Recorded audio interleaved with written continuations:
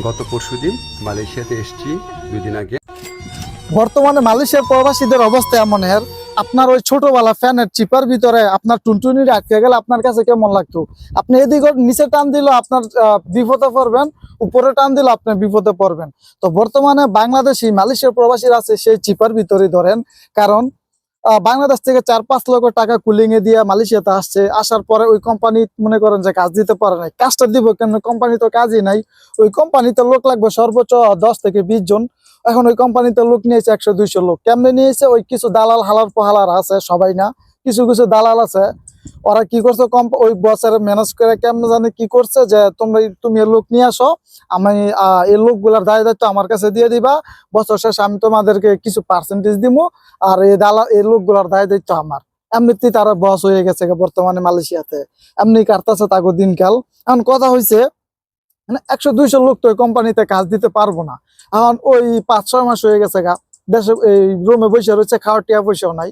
তো যাদের বাড়ির অবস্থাটা কিছুটা ভালো, তারা টিকিট কেটে দেশে চলে গেছে। কি আর করবো, কষ্টে কি আর থাকা যায়?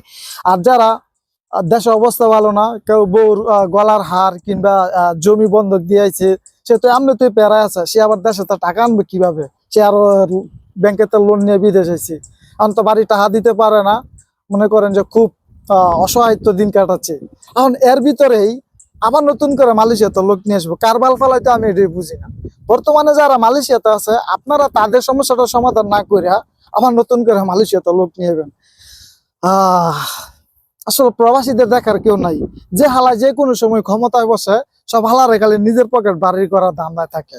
আর যদি প্রবাসীদের বাংলাদেশ স্বাধীন হওয়ার পরে থেকে সত্যিকারের মন থেকে কেউ প্রবাসীদের জন্য কাজ করে নাই, কোনো হালাই করে নাই। যে হালাই ক্ষমতা ছিল স্বাধীনতার 54 বছরে, আমার মনে হয় না যদি কোনো একটা ব্যক্তি যদি প্রবাসীদের জন্য তেমন কোনো উল্লেখযোগ্য ভূমিকা রেখে থাকে। আপনারা কমেন্টে জানাবেন, আমি জানি না। এখন কথা হচ্ছে ভাই, আপনারা যারা এই 10 থেকে 18,000 লোক বাংলাদেশ থেকে মালয়েশিয়া আসতে পারবে নতুন, আপনারা একটু ভেবে চিন্তা আইসেন ভাই। না হলে ওই যে একটু আগে বললাম না ভিডিও শুরুতে, যে ছোটবেলা ফ্যানের চিপায় টুনটুনি আটকে গেলে যেমন বিপদে পড়তেন, আপনারা সেই বিপদে পড়বেন মালয়েশিয়াতে যদি ভেবে চিনতে না আসেন। হ্যাঁ, আর মালয়েশিয়াতে আপনারা যারা আছেন অবশ্যই ভিডিও নিচে কমেন্ট করবেন ভাই, আপনার কেমন যাচ্ছে মালয়েশিয়ার বর্তমানে দিনকাল। সবার জন্য দোয়া শুভকামনা রইল।